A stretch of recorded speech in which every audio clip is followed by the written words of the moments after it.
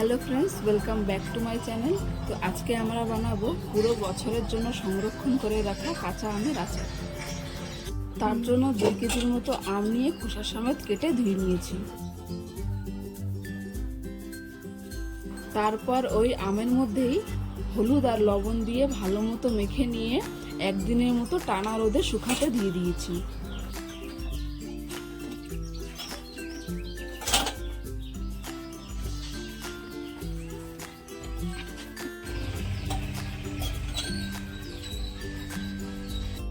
রোদ্দুর থেকে আমগুলোকে নিয়ে এসেছি। আমের গায়ে যত জল ছিল সেটা শুকিয়ে গেছে। এইদিকে আচারের মশলা তৈরি করার জন্য ছোট এক বাটি গোটা পাঁচফোড়ন নিয়েছি। ওটাকে ভালো মতো ভেজে গুঁড়ো করে নিতে হবে।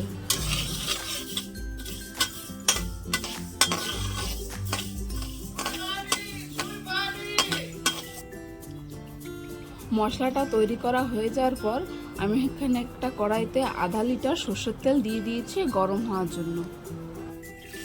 সরষের তেল যখন গরম হয়ে যাবে তখন তেলের মধ্যে গোটা পাঁচফোড়ন দিয়ে দেবো। পাঁচফোড়ন যখন ফুটে উঠবে তারপর শুকানো আম এক একটু করে দিয়ে দেবো। আমগুলো দেওয়া হয়ে যাওয়ার পর ওতে লবণ আর লঙ্কা গুঁড়ো দিয়ে ভালো মতো কষিয়ে নেব।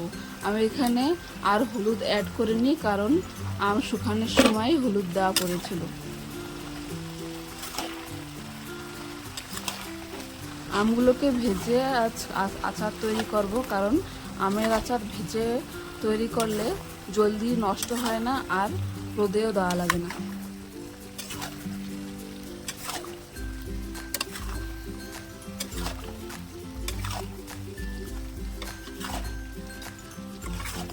আমগুলো ভালো মতো ভাজা হয়ে গেলে তারপর আগে থেকে গুঁড়ো করে রাখা পাঁচফোড়নের গুঁড়ো দিয়ে দিয়েছি।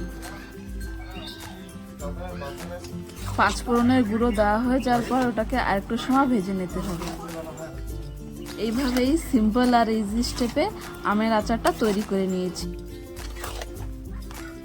এইভাবে আচারটা বানালে খুব জলদি নষ্ট হয় না আর বারবার রোদে দেওয়ারও ঝামেলা থাকে না।